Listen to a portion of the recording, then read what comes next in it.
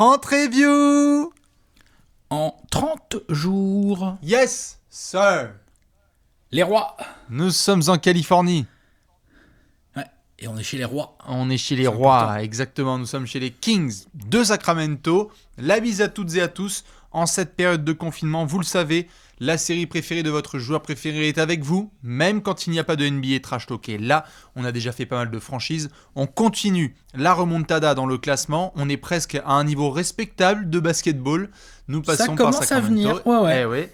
Et ça s'équilibre même entre l'Est et l'Ouest. Bientôt, on devrait avoir fait le même nombre d'équipes d'Est et d'Ouest. C'est quand même fabuleux.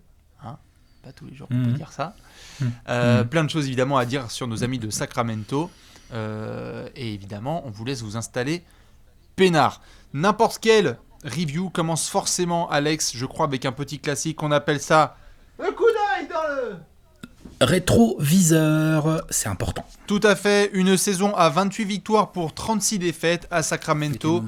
On a toutes les notes sous les yeux. On attend évidemment tous les commentaires des copains de la Kings Nation ou de la Kings Nation. Ça dépend qu'est-ce que vous avez mangé au réveil. 28 victoires, 36 défaites. J'ai envie de commencer tout de suite, Alex, avec le point suivant. L'enthousiasme qu'il y avait avant que la saison démarre. Quand même. Oui, oui, on était... Disons que... Oh, il y avait des promesses, hein. Exactement, les Kings sortaient d'une saison vraiment où ils avaient séduit, ouais. où certes ils ont échoué quand même relativement loin des playoffs, hein, genre à 8 ou 9 wins. C'est ça, mais ils étaient 9e. Mais ils étaient 9e, et surtout dans la manière, au-delà même des résultats, dans la manière, dans l'attitude, dans les talents aussi que l'effectif semble avoir et tout, il y a vraiment beaucoup de positifs. Je veux dire, De'Aaron Fox, Buddy Hield, Bogdan Bogdanovic, Marvin Bagley, enfin tu vois, il y avait vraiment pas mal de joueurs comme ça.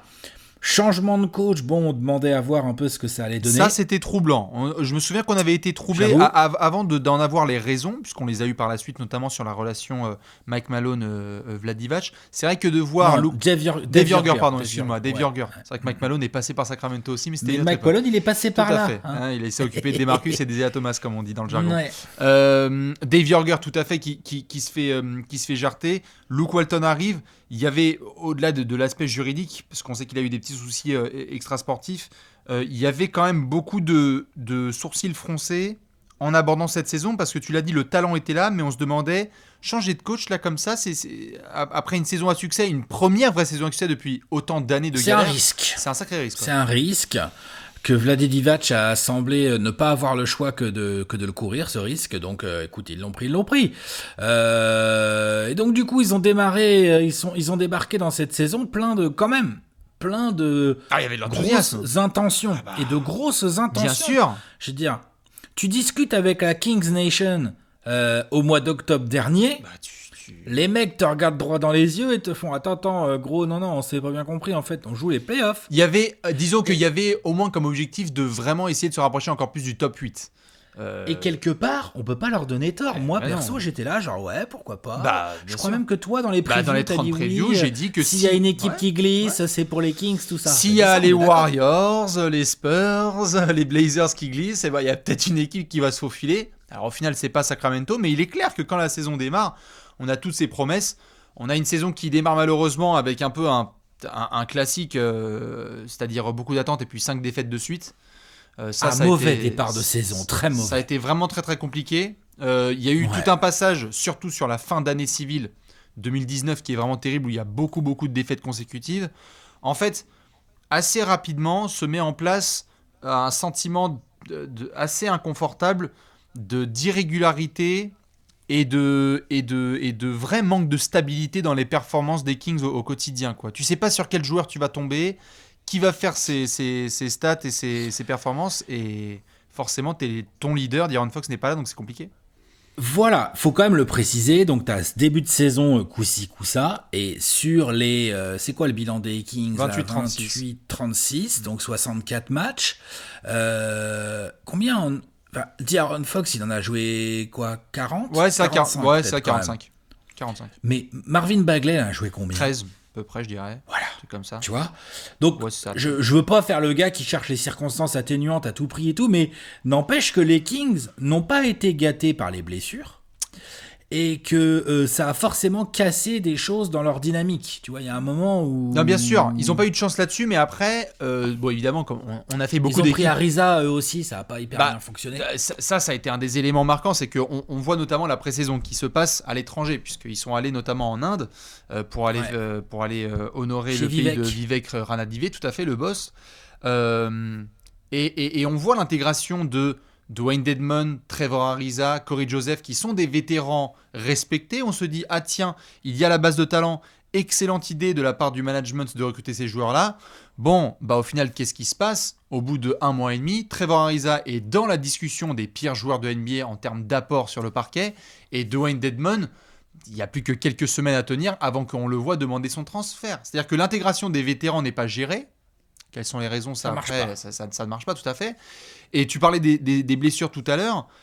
C'est aussi le timing qui est horrible de ces blessures. Parce que en soi, bon, il y a quand même 45 matchs de De'Aaron Fox. Mais le problème, c'est que ces 45 matchs, il y en a, c'est quand Bogdanovic n'est pas là. Il y en a, c'est quand Bagley n'est pas là. Il y en a, c'est quand... C'est compliqué. Ils n'ont jamais pu avoir de vrais 5 majeurs fixes, quoi. Non, compliqué. Luke Walton, pour sa première saison, a été obligé de composer quoi, en permanence. Donc ça, c'est jamais facile quand tu es nouveau dans une nouvelle franchise, des nouveaux joueurs, des idées à mettre en place. T'as tes principes de jeu, mais derrière, quel personnel tu as aussi pour les appliquer. Donc là, ça a toujours été compliqué. Malgré ça, moi, je trouve que les Kings, là, au moment où la saison a été suspendue, là, ça commençait à plus rigoler du tout. Ah bah la trade deadline. deadline. Alors, à partir de la fin janvier et tout le mois de février, c'est vraiment pas mal. Ah mais c'est la trade deadline. C'est Ken Bazemore qui arrive et qui impacte grave. C'est Alex Len qui vient aussi. Juste avant la deadline, c'était déjà un peu... Oui, tout à fait. Enfin, ça commençait déjà à frémir. Bien sûr, il y a De'Aaron Fox aussi qui préchauffait gentiment. Donc quand l'autre il commence à faire des matchs de All-Star, c'est clair. Le changement d'effectif en cours de saison avec ce deal où Ariza next apportant... Ça a envoyé du trade. Hein. Bien sûr. Ariza, ça se barre. Dwayne Dedmon, Atlanta. Derrière, t'as récupéré Bazemore, t'es content. Bon, Alex Len. Tout à fait, Alex Len. Bon, t'as pas pu trop utiliser Jabari Parker malheureusement. Hein. Mais, non, je crois qu'il je sais même pas, il a joué. Il a joué un seul match, je crois, je dirais. Ah, ok. Mais en gros, oui, il y a sur les 15-17 derniers matchs, les Kings sont en positif. Il y a une défense qui est meilleure, il y a une attaque qui est plus fluide, il y a un banc qui est plus impactant. Et à la Kings, la saison s'arrête, quoi. Enfin, je veux dire, ils sont dans la course pour essayer de squatter la 8e place. Et la saison se stoppe, quoi.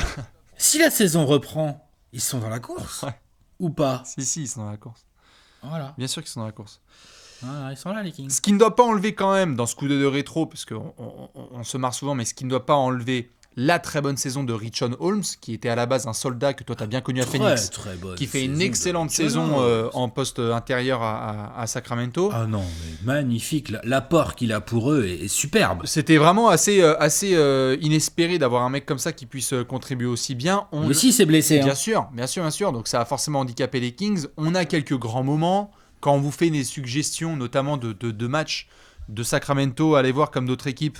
Moi, je sais qu'il y a beaucoup de monde qui avait regardé le Sunday Night Live de tout début de saison entre les Kings et les Celtics, qui est un match de ouf de Buddy Hield à domicile, si je dis pas de bêtises. Je sais pas s'il y avait des matchs de Sacramento que tu avais un peu encerclés. Écoute, moi j'ai quand même un souvenir d'un match devant lequel j'étais très récemment, je trouve que très récemment à Portland. Oui, à Portland, c'était bien. C'était là, début mars. Tout à fait. Très bon match des Kings. Contre les Grizzlies aussi. Ouais. Contre les Grizzlies, je l'ai pas en tête celui-là. Si je crois que c'est à domicile, où ils ont bien joué, alors que Memphis, bon, c'était un peu en chute. Il y a évidemment les Clippers. Tout à fait, il y a les Clippers. Il y a évidemment le match à Houston. On vous fait pas de spoiler sur le finish, mais ça commence par Nemanja et ça finit par Bjelica. Et les duels contre les Celtics aussi. Ouais, clairement. C'est ce que je disais. Hein. Moi, mon match référence, Alex, je l'ai dit, hein, c'est Boston. Ah pardon, excuse-moi. Oui, c'est le match, pour moi référence, c'est le Sunday Night Live de tout début de saison. Boston, c'est les Celtics. Oui, c'est ça. Effectivement. Ouais, voilà. C'est ça. C'est un gros match de Buddy Hield à domicile que je vous conseille de regarder. C'était très tôt, dimanche, et c'était la teuf à Sacramento. Pas mal de matchs à revoir. les duels contre les Suns sont assez cool, hormis le match d'opener pour les Kings où là vraiment ils se font déboîter. Ouais. Mais sinon les duels sont assez cool. Les Wolves aussi, il y a eu des trucs pas mal. Face aux Wolves, il y a eu des belles victoires. Donc des hauts et des bas, mais un double visage, même un triple visage, des attentes logiques en début de saison, une déception, et puis après la remontée vers le respectable là sur cette deuxième partie de saison. Un peu compliqué de ne pas faire ce coup d'œil dans le rétro aussi sans intégrer le fait que Buddy Hield a démarré la saison avec un nouveau contrat et qu'il l'a assez vite validé quand même. Oui, contrat pour lequel il a dû un peu forcer en termes de négo. Oui. Non mais tu vois, c'est toujours important de le rappeler. Bien C'est-à-dire que le mec force un peu, dit oh les gars, c'est quoi en gros cette offre vraiment pourrave, mais derrière il envoie quand même une bonne saison, tu vois. Genre même très bonne. Enfin, à l'échelle de Buddy Hield, c'est une très bonne saison. Très bien, 20 points à 40% à 3 points, c'est bon. Ouais, c'est ce qu'on lui demande, puis un peu de rebond, un peu de passe. Bon, il n'a pas progressé, mais il est là. Donc, non, ça c'est... Oui, tout à fait, Buddy Hield. D'ailleurs, on va en parler, j'imagine, à un moment donné. Je sais pas si c'est dans la section suivante ou dans d'autres sections, mais on va évidemment parler du pognon à Sacramento qui va être, à mon avis, au cœur de beaucoup de discussions lors des prochains mois, 18 mois. Bien sûr. Non, c'est clair. Voilà. En tout cas, voilà pour le gros coup d'œil dans le rétro. Dites-nous, évidemment, les fans de la Kings Nation, ce que vous en pensez. Toute petite dédicace, forcément, un coup d'œil dans le rétro ne se fait pas sans quand même applaudir les copains de Sacramento qui sont allés sur place pour aller voir les matchs des Kings, accueillis comme des rois par Grant Napier et toute la Kings Nation. Ça, c'était cool. Ils ont pu bien kiffer. Ça, c'est du trip. Ça c'est du vrai road trip. Malheureusement, à la Kings, dédicace à Simon et tous les copains. Bon, Simon n'y était pas, mais tous les copains des Kings. Tu y vas et puis la saison s'interrompt. Ça, c'est vraiment dur. C'est vraiment dur. Pas drôle. Mais non, c'est sûr. Mais par contre, voilà, nous, on a bien kiffé suivre tout ça sur les réseaux sociaux. N'hésitez pas à aller checker. On va regarder ce qui s'est passé au niveau des sous, Alex ? Allez, on y va, c'est parti. C'est parti. Où est passé l'oseille ? Où est passé l'oseille ? Le flouze, la fraîche, le fric. Et puis la bibiche. La bibiche, exactement, ouais. Les picaillons, comme j'aime bien. J'aime bien les picaillons. Ça coule, les bifetons, les picaillons, tout ça, les papiers, bref. Tout à fait. Monnaie, quoi. Quelle que soit votre expression, vous pouvez l'utiliser. La tunasse, on va s'en occuper. La moule à caramel des Kings, que s'est-il passé ? Comment est-ce que l'argent a été utilisé ? Comment doit-il être utilisé ? On fait le point sur les finances. Alex.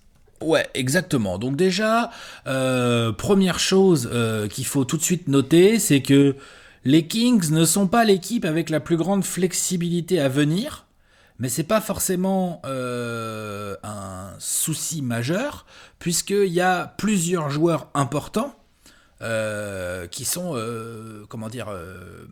sous contrat, quoi, pour un petit moment avec les Kings. Il y a déjà, donc on en vient d'en parler, Buddy Hield qui a signé une prolongation. Je rappelle qu'elle n'est pas commencée. Buddy Hield, il gagnait encore que cette année. Il a fait une saison en 20-4-4. Il gagne 5 millions. Oui, c'était contrat cette année, Buddy Hield.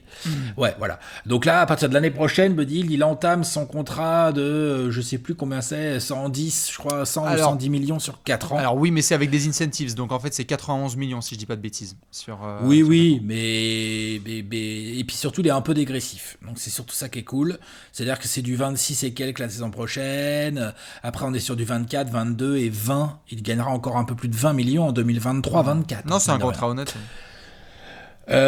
Ensuite, le deuxième plus gros contrat, c'est peut-être là que ça coince un petit peu plus, mais pour l'instant, le deuxième plus gros contrat, c'est celui d'Harrison Barnes. Ouais, qui a fait criser dans les rues de Sacramento au niveau de son deal. C'est vrai que ça se discute, parce qu'il a quand même, il vient de commencer un contrat de 4 ans. 24, 22, 20 et 18 encore en 2022-23. Ça me dérange, perso, ça me dérange pas plus que ça. Aujourd'hui, non. À terme, on verra. Parce qu'en fait, aujourd'hui, t'as Ken Bazemore, agent libre cet été, on verra ce qu'ils en font. Dans le même cas que lui, il y a Alex Len, il y a Yogi Ferrell, tu vois, ce genre de gars. Va y avoir le cas Harry Giles à travailler. Bon, ça, ça a l'air d'être assez acté. On acté. va en parler, je pense. Oui, bien sûr. Voilà, mais pour l'instant, il n'y a rien sur le papier, mais c'est vrai que tout est un peu suspendu en ce moment. Ensuite, ils ont, pour une somme que je trouve assez correcte, Corey Joseph, pour encore plusieurs saisons, 12 millions environ. Ils ont leur backup derrière D'Aaron Fox, quoi qu'il arrive.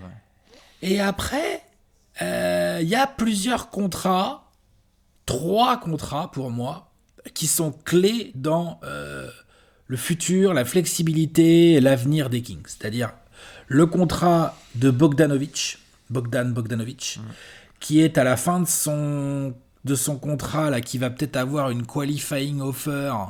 Ouais, c'est ça, je crois. Enfin bref, il peut prolonger cet été. Normalement, Si tu lui normalement, il est censé être restreint, si je dis pas de bêtises. Il est restreint cet été, Mhm. sauf s'il prend sa qualifying offer. S'il prend sa qualifying offer, il peut être agent libre complètement dans un an. Parce qu'il y a peu de chances d'être le Sauf, cas, mais ouais. sauf si tu lui proposes une prolongation cet été. Ce qui devrait être le cas, oui. J'espère, pour les Kings. Ensuite, il y a De'Aaron Fox, à qui tu peux aussi, tu vas pouvoir, comme Buddy Hield, si je dis pas de bêtises, tu vas pouvoir proposer une prolongation cet été, qui commencerait que l'année d'après, par contre. C'est ça, à voir s'ils veulent la poser les Kings, pour rester notamment actifs sur les futurs free agency. Ouais. À voir si c'est stratégique ou pas de la poser maintenant.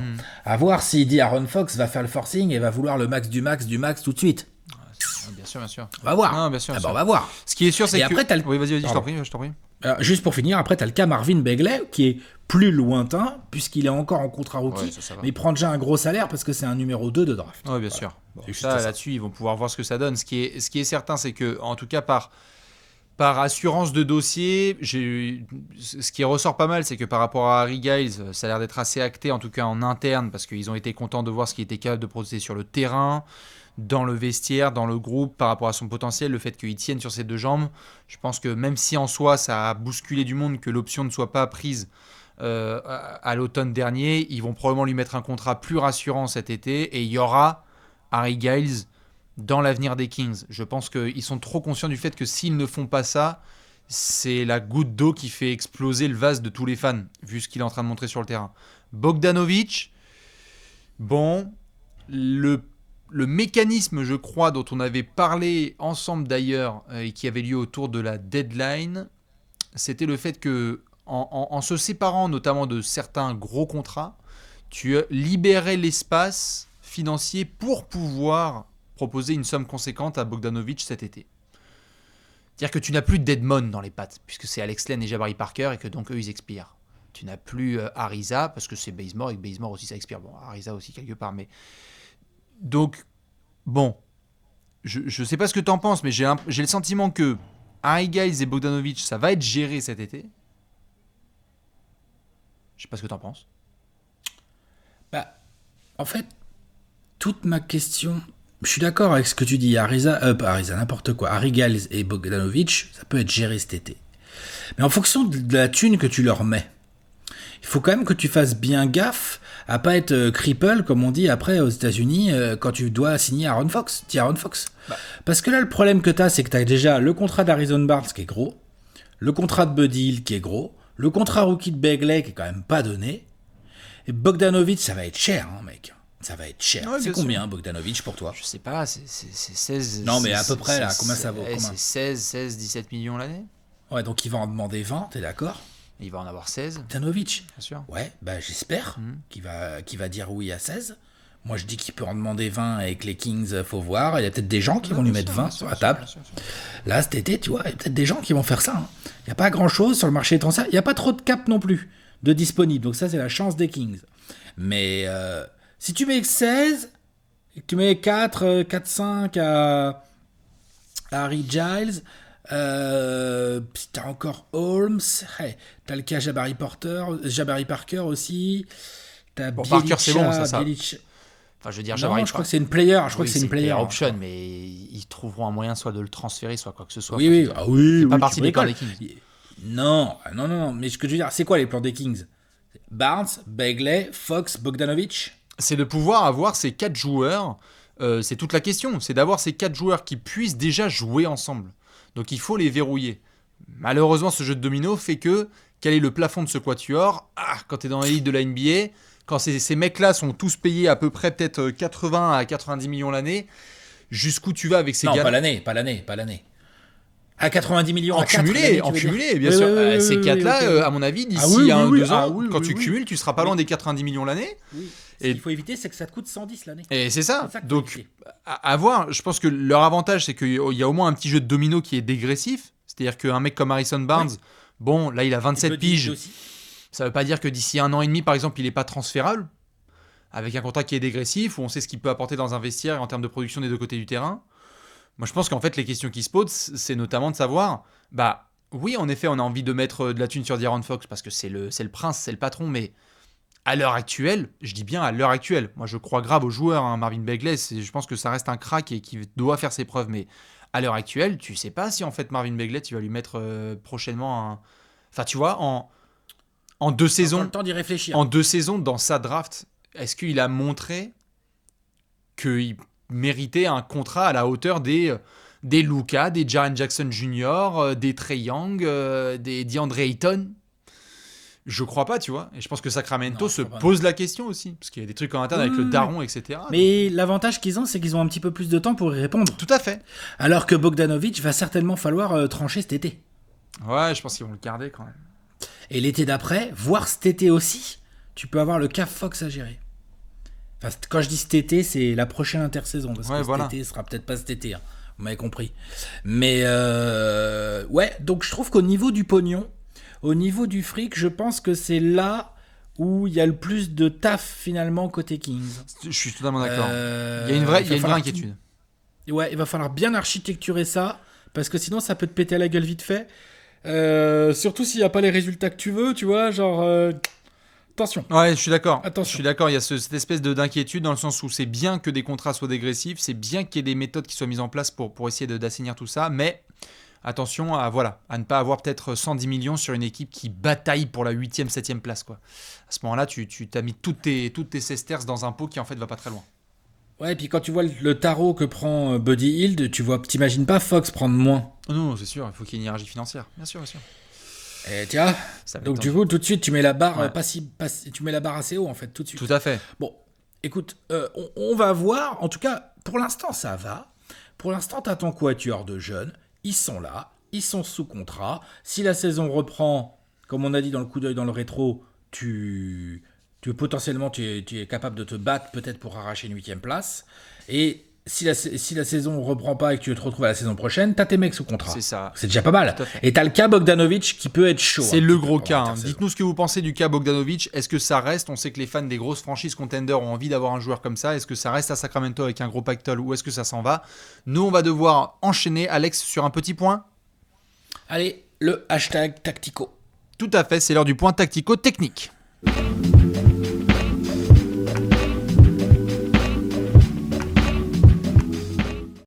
Le point tactico-technique. Avec un H. Comme expert. Comme expert, comme Harrison Barnes. Ou comme Buddy Hield. Comme Richard Holmes. Ah bah oui, c'est vrai que dis donc, les Kings, ils ont... Ah, il y a du H, hein. Ils ont du monde. Comme Harry Giles. Ouais, comme Harry Giles. Il y a du H dans tous les sens. C'est le point tactico-technique, c'est simple. Hashtag Dédèche. On est en train de se pointer dans le bureau de Luke Walton et on va parler de technique. Qu'est-ce qui nous a plu sur le terrain? Qu'est-ce qui nous a pas plu du tout? Qu'est-ce qu'on a envie de changer? Il y a des thèmes, justement, dont on a envie de parler, Alex, dont un qui me semble quand même assez important. Ouais, bah... Moi, c'est un constat en ayant pas mal regardé vraiment les Kings cette saison, parce que vraiment très hypé de leur saison dernière, envie de voir un peu... Toujours, tu vois, les groupes de jeunes, les noyaux comme ça, qui font une bonne saison. La saison d'après, t'as envie de... t'as envie de voir, quoi. T'as envie de voir s'ils sont capables de passer un step. Est-ce que vraiment c'est une équipe qui peut se mettre à rouler sur les autres ou pas? Donc, comme on l'a dit dans le coup d'œil dans le rétro, bon, démarrage mou, blessure chiante, comme tu l'as bien précisé, toi en plus c'est des blessures qui se chevauchent, c'est-à-dire que t'as jamais vraiment ton effectif tout le monde ensemble. Ouais. Ça c'est presque ce qu'il y a de pire pour un coach. Hein. Je pense qu'un coach préfère se faire blesser tous ses 5 titulaires d'un coup et les récupérer. J'exagère, remarque, c'est pas sûr, mais enfin vous voyez ce que je veux dire. Non mais c'est chiant quand même justement. Exactement. Par contre, je veux dire, De'Aaron Fox, il a quand même joué 45 matchs, il a quand même joué à peu près 2 tiers de la saison. Marvin Bagley a très peu joué, on est d'accord, mais tu as De'Aaron Fox, possiblement le meneur le plus rapide de la ligue. L'homme le plus rapide de la Terre.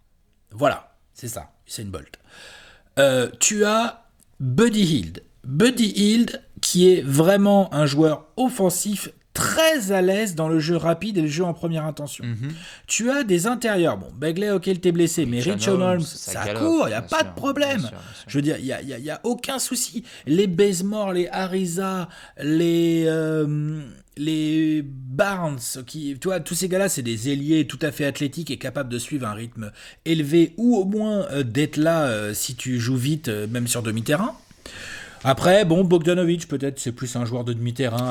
Allez. Oui. Et encore, ça va, il peut jouer en première intention. Bien sûr. Et donc là où je veux en venir, c'est que tu as tous ces mecs-là et tu as une des paces les plus lentes de la ligue.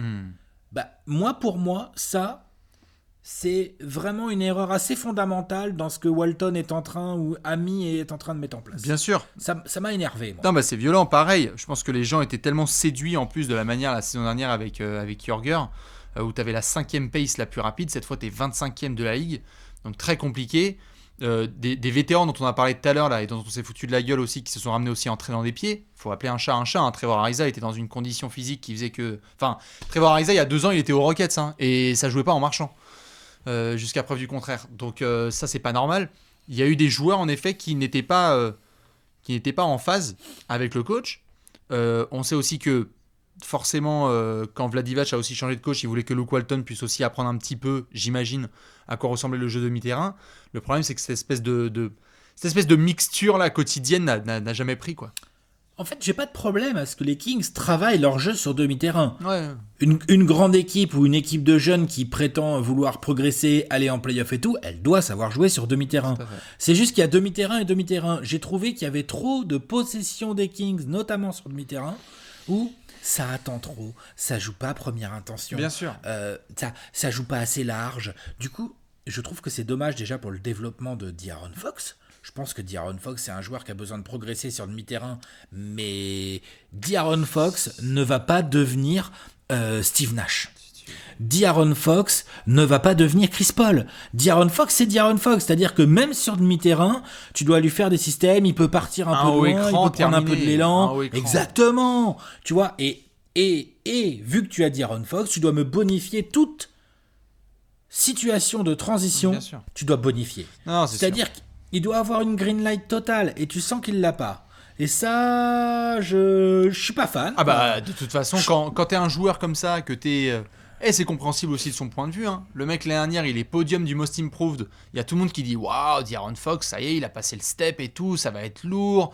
Il va ramener le Brinks Truck. Par la suite, il va avoir un gros contrat. Là, tu reviens, t'as une petite blessure, on t'enlève ton coach, ça joue plus lentement. » Il y a de quoi être frustré. Il y a de quoi être frustré. Quand on sait, on en a parlé dans la section précédente, qu'à un moment donné, il va falloir se pencher sur une prolongation avec ce jeune joueur. Attention les gars. S'il y a d'autres franchises qui se pointent et qui disent gros, nous on sait que t'es l'homme le plus rapide de l'univers. Voilà. Et on te propose 4 mecs qui te mettent des écrans dès ta propre raquette. Voilà, c'est ça. Et tu veux les clés avec 4 role-players ? Exactement, tu veux slalomer toute ta life, mec, et être sur des posters géants. C'est sûr. Attention. Le fait d'avoir une équipe aussi lente a vraiment déçu, je pense, beaucoup de monde. Ça, c'est clair. Mais là où je suis déçu, c'est qu'elle n'est pas lente, l'équipe. L'effectif n'est pas lent. C'est le coach, pour moi, ou en tout cas, c'est la décision globale tactique qui a été prise par le staff d'essayer de pratiquer un jeu différent que celui que Dave Joerger avait mis en place. Et je peux bien comprendre qu'un nouveau staff, un nouveau coach ait besoin de marquer son territoire, quoi. C'est normal. Bien sûr. Mais tu dois aussi quand même faire en fonction de ton personnel, quoi, merde. Clair, c'est clair, c'est certes que là-dessus, c'est comme si ça donnait l'impression que, Luke Walton avait reçu des espèces de grandes directives ou des guidelines de ce qui était attendu dans le développement des Kings et qu'il fallait l'appliquer quoi qu'il arrive, alors qu'en fait, comme tu le dis là, il y a un moment où la nature, c'est la nature, quoi. Enfin, je veux dire, De'Aaron Fox, c'est un joueur comme ça, Buddy Hield, c'est un joueur comme ça, donc il faut en profiter. En plus, ils ont montré qu'ils étaient capables, donc c'est vrai que c'était très, très, très dérangeant. On attendra de vraiment juger, je pense, Luke Walton avec les Kings quand il aura la possibilité d'utiliser son line-up complet. Je suis d'accord. Et puis aussi, peut-être qu'il y a de la mise en place et que là, on verra si la saison reprend ou pas, mais après, il y en aura une autre. Bien sûr. Peut-être que la deuxième saison peut être meilleure et tout. Moi, je veux pas l'enterrer. Je dis juste, c'est quoi ce choix, en fait ? C'est ça. Non, c'est sûr. Et pourtant, à court terme, on ne peut que retenir ce qu'on a dit tout à l'heure, c'est-à-dire sur le fait que sur les 15 derniers matchs, ça va beaucoup mieux. Donc tu as encore une fois des promesses, tu as des possibilités. Oui, il a réussi à les faire défendre plutôt bien. C'est ça. Sur pas mal de matchs. Ouais, ça a défendu assez bien. On peut pas l'enlever. Il y a eu des fins de match qui n'étaient pas aussi dégueulasses que certaines précédentes de fin d'année 2019. Je suis d'accord. Je dis pas qu'il faut pas travailler le demi-terrain. Je dis juste qu'il y a un juste milieu à trouver. Et que pour moi, l'équipe des Kings de la manière dont elle est construite en termes de joueurs, ne peut pas traîner dans le fond de la ligue en termes de pace. Non, ça, Pour clair. moi, ça n'a pas de sens. Les Kings 25e en pace cette saison, je pense que parmi tous les trucs qui étaient impossibles à annoncer en octobre dernier, ça c'est très haut panier. C'est très violent, c'est sûr et certain. Mais nous, on a une grosse question à se poser, Alex. Ouais, Si the question je dis pas de of bêtises. the death, pardon. Tout à fait. Ah mais non, pas de problème. Eh bien écoute, C'est the question simple. of the death. C'est l'heure de la question de la mort.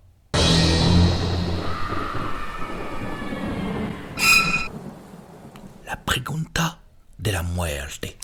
Tout à fait, c'est l'heure de la question de la mort. Vous le savez, pour chaque franchise, on regarde ce qui s'est passé cette saison, on regarde les mois à venir et on se pose une grande question, une interrogation philosophique. Celle des Kings est la suivante. Alors certes, on va pouvoir reparler forcément du projet de cette série de saisons consécutives sans play-off et sans enthousiasme à partir du 15 avril, j'ai envie de dire. Mais je comprends pas, Alex. Il y a cette question qui me tourne en tête, que j'ai envie de poser sur la table. Est-ce que tu es déjà dans une position où tu peux regretter d'avoir remplacé Dave Yorger par Luke Walton? L'année dernière, je termine, après je te laisse le dance floor. Mais en gros, l'année dernière, on était grave content de cette saison. On était hyper hypé par ce qu'on a vu. Il y avait des choix, on le sait, on le répète. Il y a eu des relations entre Yorger et Divac et des choix par rapport à ce qui s'est passé avec la sélection de Luka Doncic, enfin la non-sélection et finalement Marvin Bagley, etc. Ok, on a tous ces éléments-là. Mais quand il y a eu ce remplacement, je me souviens très bien, je crois que c'était en juin, Alex, qu'on est sorti d'une émission qu'on a tournée ensemble, on a vu cette breaking news et on s'est dit putain, si ça marche pas, il va falloir qu'on en parle. Et bah ça marche pas, on en parle. Oh, ça marche pas. On peut pas encore dire ça marche pas. Non, ça marche pas à un an. Ça marche pas à un an. Hein. Voilà, c'est pas, ça marche pas tout court. Ça montre pas des signes de ouf. Ouais. On va dire ça comme ça pour être poli. Ça, je suis d'accord avec toi. Et du coup, la question se pose parce que Dave Yorger c'est lui qui est l'instigateur de la très bonne saison de l'année dernière. Putain, quand même. C'est lui, dans le style de jeu, qui a développé les jeunes et tout. Rien à dire là-dessus. Ensuite, nous, on n'est pas à l'intérieur du bureau de Vladé. On ne sait pas sur quel ton exactement se parlaient Vladé, Divac et Dave Yorger. Bah, l'utilisation de Bagley, ça avait été un sujet notamment. On ne sait pas exactement l'utilisation de Bagley. Visiblement, la draft de Bagley même avait été un sujet au départ, bien carrément. Sûr. Pas sûr que Dave Yorger il avait forcément envie d'avoir Marvin Bagley dans son effectif. En tout cas, pas sûr que ce soit le profil qui préconisait lui en premier. Tu vois. Alors que pourtant, sur le papier, Bagley, ça court, athlétique, point, rebond. Moi, je trouve qu'il colle bien. Hein, absolument pas quitter le wagon, bien sûr. La saison prochaine, s'il est en 20 points de rebond, personne ne sera étonné. Quoi. Ben, exactement. Donc, voilà. Mais on ne sait pas ce qui s'est passé vraiment humainement, de manière personnelle, entre Vlade Divac et son front office et de l'autre côté, Dave Yorger. Donc ça, on ne peut pas vraiment juger, c'est compliqué. Par contre, ce qu'on peut juger, c'est que d'un point de vue tactico-technique, comme on vient de le dire juste avant, Dave Yorger avait mis en place un truc qui avait quand même donné des résultats, non seulement des résultats meilleurs que les années précédentes, mais en plus des résultats avec du potentiel derrière, avec de la marge, avec de l'avenir, tu vois. Et là, Luke Walton, lui, ce qui encore une fois est assez normal, t'es un coach, t'arrives, t'as envie de marquer ton territoire, mais il arrive avec des préceptes. Je veux pas dire c'est à l'opposé de Dave Yorger, mais on en est quand même loin. Hein. On est quand même assez loin l'un de l'autre, tu vois. Bien sûr. En termes de, tu vois, je pense que les mecs ils regardent pas le même basket à la télé, tu vois. Non, je pense que leurs époques préférées c'est pas les mêmes, je pense, tu vois. Donc du coup, pour les joueurs, c'est pas facile de s'adapter. Maintenant, par rapport à la question que t'as posée, est-ce qu'il faut déjà regretter ou je sais plus comment t'as posé la question. Oui, c'est ça. C'est est-ce qu'au bout d'un an. Est-ce qu'au bout d'un an, tu as le fameux mème de tu as un cadre avec la photo de Yorger et tu te sèches les larmes en la regardant quoi. Moi, je pense pas. Je pense que ce que tu peux regretter, c'est peut-être le choix de Luke Walton. Mais si vraiment ça allait pas humainement entre le front office et le coach, c'était voué à exploser. Tu vois. Donc peut-être qu'il valait mieux le changer. Par contre, le choix de Luke Walton, vu comment ses préceptes de jeu ont l'air différents de ceux qu'avait proposé Yorger, ça peut-être que ça se discute. Non, là où je te suis à peu près, c'est que je pense que Luke Walton, on tape parce que la hype n'a pas été prolongée, mais il y a eu des vrais progrès, comme on l'a souligné tout à l'heure, défensifs. Quand même, hein. Il y a eu des progrès défensifs, il y a des joueurs qui sont un peu mieux sur demi-terrain. On a parlé de Richon Holmes, de son utilisation, etc., de l'ajustement avec des basements, etc. Bon, certes. Mais moi, en fait, là où je dézoome vraiment par rapport à cette situation qui lie Dave Yorger avec Luke Walton et Vlad Divac, c'est que je pense qu'il est très clair que le meilleur joueur de cette franchise, c'est De'Aaron Fox, et qu'il ne faut pas... Hashtag expert. Hein. Mais oui, tout à fait, mais... il ne faut pas se mettre ce genre de talent, je pense, à dos, avec un mec qui voit que ça cartonne, qui voit qu'il a sa place à faire, qui voit tous ses copains de QV de draft, là, il y a plein de meneurs qui sont en train de lui passer, là. Il y a plein de mecs, là, qui sont en train de trouver leur truc. T'es De'Aaron Fox, tu vois ce qui se passe pour Shai Gilgeous-Alexander, tu vois ce qui se passe pour Trae Young, tu vois ce qui se passe pour d'autres gars. Peut-être pas le même niveau de Ja Morant, exactement. Tu vois des franchises qui disent, ok, nous, on sait très bien comment est-ce qu'on veut utiliser notre meneur, on est conscient de son talent et on veut lui donner les clés du camtar. Quand tu vois ce qui se passe là, je trouve que si stratégiquement, il y avait plein de choses à redire sur Dave Joerger, etc., j'ai peur, vraiment personnellement, que ce projet initial qui était voulu avec un coach et un style de jeu ne soit pas forcément respecté et que ça mène à des situations de rupture de vraiment frustration, chaud, quoi. Exactement. Tout à fait. Ça, j'en ai vraiment peur. Je sais pas ce que t'en penses par rapport à De'Aaron Fox, mais je crois que c'est quelque chose qui est trop tôt à l'heure actuelle, mais je serais pas étonné que ça se produise, quoi. Le risque est réel. En plus, De'Aaron Fox, plus tu le fais jouer lentement, plus tu freines son développement pour moi. Et du coup, c'est un peu ce qu'a fait Walton cette saison. Donc ça, c'est vraiment un truc qui peut, à terme, embêter De'Aaron Fox. Et en plus, je ne crois pas que ce soit forcément le bon chemin pour les Kings. Ouais, je pense qu'ils ont un autre chemin, parce que je pense qu'ils doivent prendre un chemin où ils assument complètement le fait que De'Aaron Fox est leur joueur, est leur franchise player, est le mec sur lequel tu dois baser ton avenir. Bien sûr. Bah, de toute façon, ça me rappelle une compa, parce que je crois qu'on l'a tous faite, Alex, la comparaison de De'Aaron Fox, John Wall. Je pense qu'on a combien de fois, que ce soit sur les réseaux sociaux de Trash Talk ou sur le site, on s'est foutu de la gueule de Randy Whitman. Il n'empêche que s'il y avait bien un truc qu'on pouvait rendre à Whitman, c'est qu'il savait que s'il avait John Wall dans les mains, fallait pas le faire jouer sur demi-terrain. Et regarde ce qu'a fait Scott Brooks. Et Scott Brooks ce qu'a fait derrière. Pareil. Et Scott Brooks avec John Wall. Mais avec Westbrook avant. Exactement. Alors certes, tu te dis ton plafond c'est les demi-finales de play-off, mais t'as fait les demi-finales de play-off en fait. Tu as laissé ce talent-là de se transcender. Ah quoi. Non, mais je suis d'accord. Et pour moi, c'est quelque chose qui est immuable. C'est un peu comme si, je sais pas, moi, il y avait un nouveau coach qui arrivait aux Warriors et qui disait, j'exagère un peu, hein, je fais exprès, hein, mais qui disait à Clay et Steph, je veux pas avoir plus de 3 points par match, les gars, quoi, tu vois. Exactement. J'exagère exprès. Ou un coach à Philly qui demande à Joel Embiid de jouer à 8 mètres du panier. Ah, je sais pas, hein. Ou alors, je sais pas, un nouveau coach à Milwaukee qui dit non, on arrête de courir, les gars. Ouais. Non. Terminé. Hop. C'est terminé. Ça. C'est... Demi-terrain. La pace, c'est fini. Et ça joue, on s'en rend pas compte parfois, mais ça joue aussi dans la façon dont les joueurs se sentent à l'aise. Je veux dire, on ne parle pas que de bagues ou de stats ou d'All-Star, quoi que ce soit, quoi. Ça joue sur les résultats. Combien il y a eu de matchs sur l'exercice 2018-2019 où on peut pas dire que les Kings aient extrêmement bien défendu, mais comme ils revenaient toujours à la charge, là, avec leur pace, leur rythme relou, ils sont toujours revenus dans les matchs ou restés dedans, tu vois. Bien sûr. C'est un style, et c'est un style que tu peux construire autour d'un joueur comme De'Aaron Fox. Donc pourquoi pas le faire ? C'est toute la question en fait. C'est toute la question. Où veut en venir Walton ?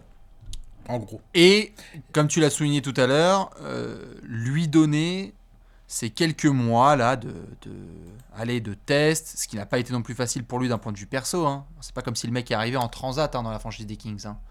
Le mec qui est arrivé, il traînait 2-3 valises. Hein. T'es à combien là ?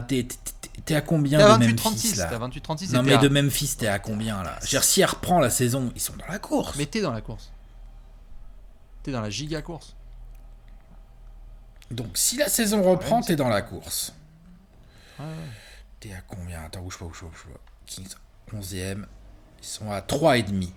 3 matchs et demi. C'est rien. 3 défaites de plus. Il y a 18 matchs. Et il reste entre 15 et 18 matchs, ouais.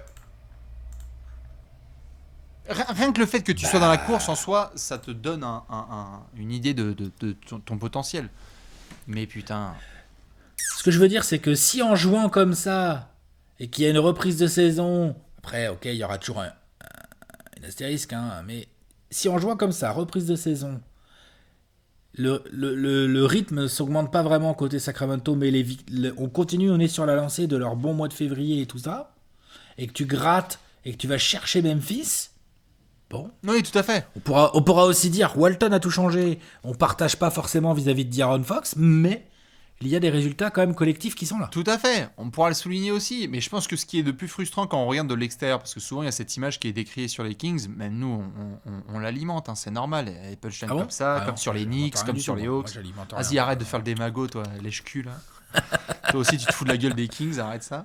Bien sûr, je me fous de la gueule des Kings, c'est normal, si tu te fous pas de la gueule des Kings. Bah tu suis pas la NBA, voilà, c'est tout. If you don't fool the Kings. En fait, le truc à mon avis qui est le plus frustrant, c'est de ne pas avoir une saison de pas avoir 2 saisons consécutives où tu as une sorte de linéarité dans les choix. C'est-à-dire que tu l'as mentionné avec pertinence tout à l'heure, le fait qu'on a ces joueurs capables d'être rapides, un coach qui est capable de jouer rapide, et évidemment, s'il y a des relations qui sont flinguées, c'est voué à exploser. Mais là, alors que tu as une montée, ça explose, et donc du coup, il y a un jeu plus lent, et ça joue plus lentement. Enfin, quelle est l'identité, tu vois ? J'arrive pas à dégager d'identité. L'année dernière, il y avait une identité autour de Gurger. Il y en a pas. Il y en a pas. Moi, ça me casse les couilles, parce que je vois les Kings, je vois tout ce talent, et je me dis, mais tu joues qui tous les soirs ? Je suis d'accord, et puis là j'ai pris l'hypothèse de si la saison reprend et qu'ils arrachent un petit spot en playoff, mais si la saison reprend, ils peuvent aussi tout à fait ne pas du tout arracher ce spot en playoff, avoir limite moins de wins que l'année dernière. Bah ouais. Et donc qu'est-ce qu'on dira là ? Qu'est-ce qu'on dira, on nous, dira c'était en tant qu'observateurs ? On dira c'était annulé. Ouais, mais qu'est-ce que dira De'Aaron Fox voilà, exactement. avec son clan ? Exactement, il y a plein de Quand les Kings, ils vont aller le voir en mode ouais, on va peut-être pas te filer exactement le max et tout. Lui, il va leur dire bah ouais les gars, mais pourquoi vous m'exploitez pas en fait ? Foutez de ma gueule, il y a Pat Riley qui est en train de me faire du pied depuis tout à C'est l'heure. clair. Parce qu'il dit putain mec, toi tu joues comme ça, t'es un battant comme ça, mais vas-y on te prend, on te fait gagner. En plus c'est un gagnant en plus De'Aaron Fox. Ça se voit que c'est pas un. Mais bien sûr. On le compare à John Wall, mais ça se voit que ça a pas l'air d'être un asshole. Si ça commence juste à chafouiner entre les Kings et De'Aaron Fox, il va y avoir des offres. Il va y avoir des rumeurs et il va y avoir des offres. Il va y avoir des managers qui vont faire allô ? Ouais. Attendez. Ouais, allô ? Ouais. Vous voulez dire que 98% de la ligue est consciente que ce mec a un niveau de All-Star et de meneur potentiellement élite, et vous allez pas lui mettre un gros contrat ?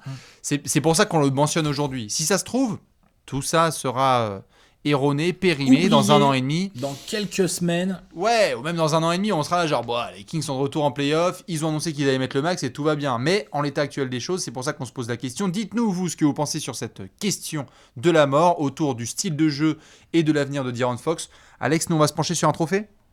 The Gerrard, The Golden. Tout à fait, c'est l'heure du Gérard d'or.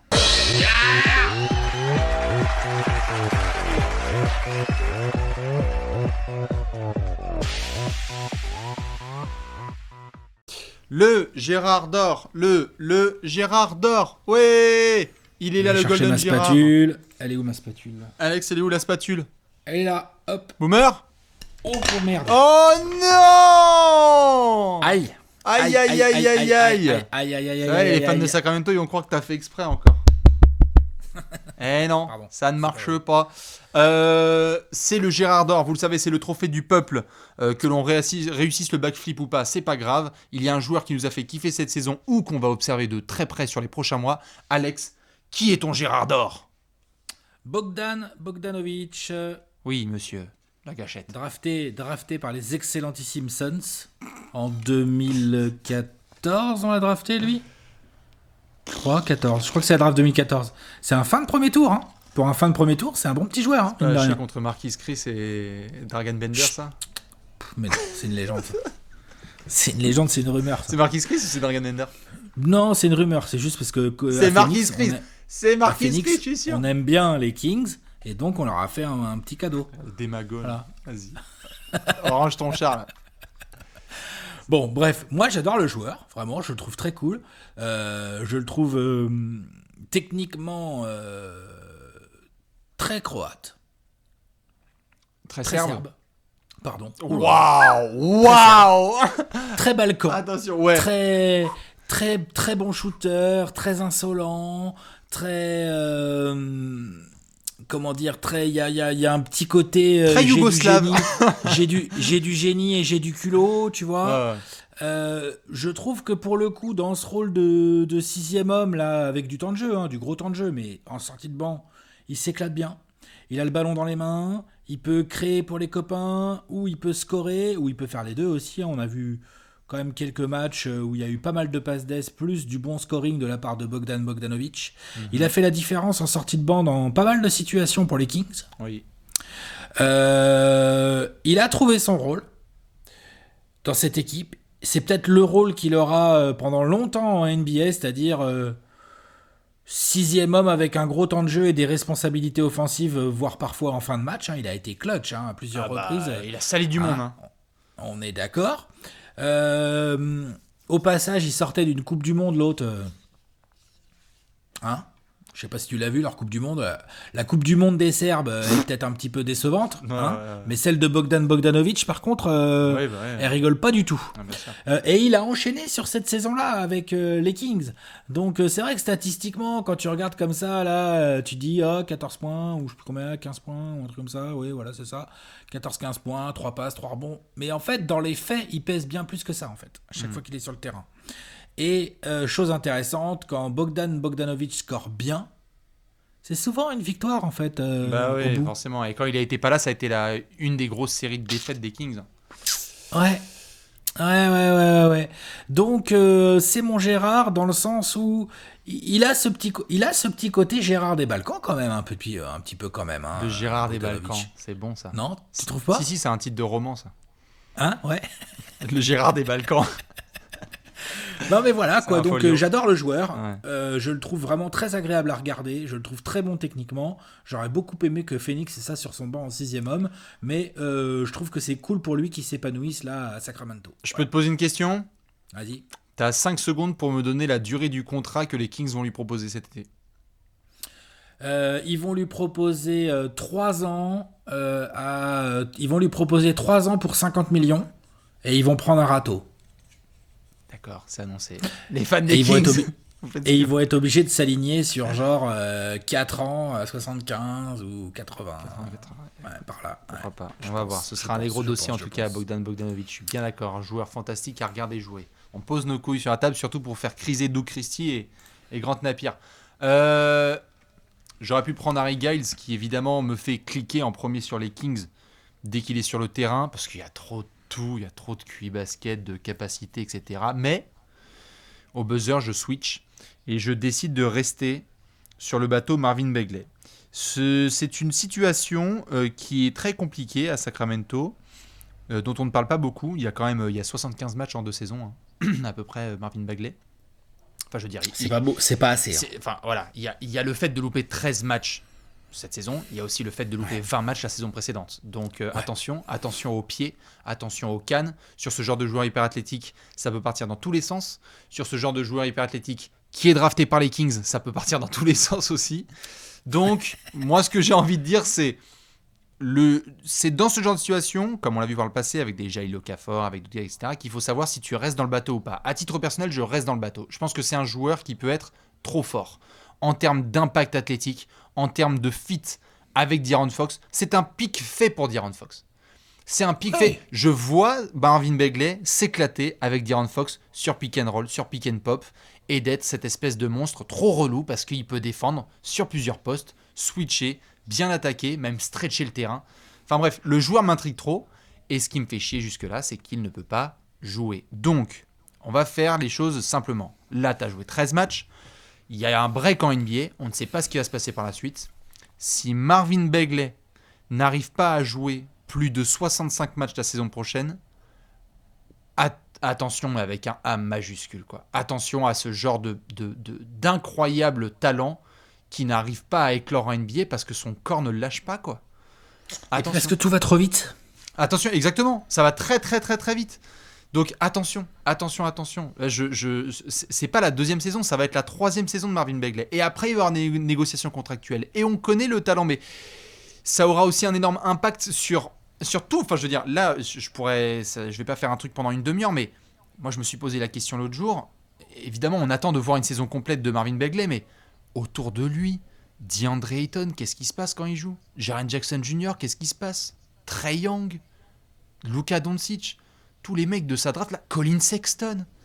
Quand tu regardes là en ce moment, à l'instant T, cette draft où les Kings ont été beaucoup décriés, hein, et ben en effet, il y en a d'autres qui ont zappé Luka, mais alors dans le lot, en ce moment là, les Kings, c'est genre très chaud, et il faut pas que ça devienne chaudissime. Parce que attention, Non, c'est vrai. si on Parce a... que c'est vrai que Oui, vas-y. t'as raison. Jaren Jackson fait le taf. Ah bah ça fait pire que le taf, Colin Sexton fait le taf.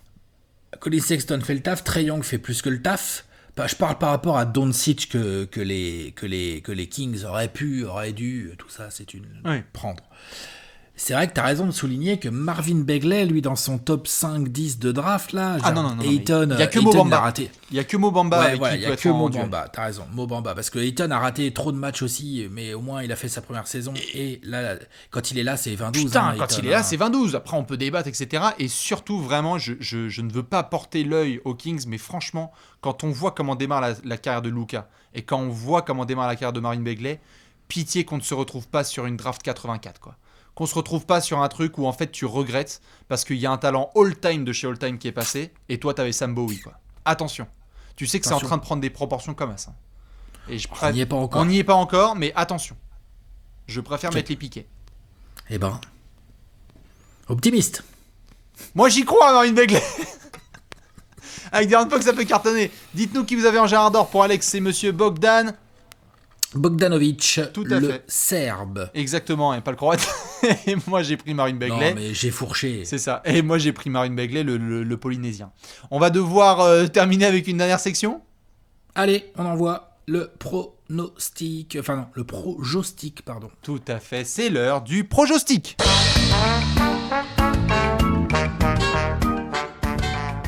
Projostic time. Le projostic. Donc c'est un mix, hein, entre une projection et un pronostic. Tout à fait, ça donne le projostic, Voilà. magnifique. Vous pouvez vous aussi le faire, 24 secondes pour Alex, 24 secondes pour Bibi. On fait la liste des courses, savoir ce qu'il faut là et ce qu'on désire pour les Kings sur les prochains mois. Alex, est-ce que tu es chaud? Oui. Attention, 3, 2, 1, Corliss Williamson. Si la saison reprend, faut continuer dans la voie du mois de février, faire le push le plus fort possible pour essayer d'arracher les playoffs. Les Kings ont besoin des playoffs.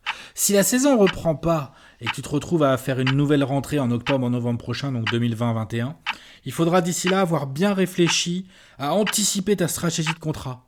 Qu'est-ce que tu donnes à De'Aaron Fox et c'est quoi ta raquette? Ouais, 24 secondes. Et alors? 24 secondes pile. J'ai peut-être raté mon backflip, mais par contre je suis en 24 Par secondes. contre, t'es tu vois. clutch. Nous sommes d'accord. Magnifique. 24 secondes d'Alex. Essayez de faire aussi bien. Eh bien, je vais essayer justement de faire aussi bien. 3, 2, 1. J'ai beaucoup d'inquiétudes. J'aimerais bien ne plus avoir d'inquiétudes. Que ce soit Luke Walton, la santé de Bagley, la situation financière. Que va faire De'Aaron Fox? Vlad Divac, je suis désolé. Dieu sait les fans des Kings si j'ai envie d'y croire et j'ai envie de croire en ce projet, et à peu de déclic près ça peut se passer, mais je crois que je suis déjà dans une situation où c'est la saison prochaine ou pas, quoi. Voilà, C'est pas faux. C'est pas faux. voilà, c'est tout pour mon pronostic. Franchement j'ai l'impression que c'est ça. À vérifier, dans tous les cas, on le sait, c'est un peu tendu en ce moment. Dites-nous ce que vous pensez de cette review des Kings, de cette saison même des Kings et des mois à venir. Nous, Alex, on se retrouve demain. On se retrouve demain avec les comment on dit Les ornithologues. les ornithologues avec de la hype. Hein. C'est des ornithologues qui ont une grosse hype. C'est des ornitho-hype. Eh bien, magnifique. On Ouais. se retrouve demain, Alex, on se check. À demain, des Allez, bisous. ciao. Ciao. I'm not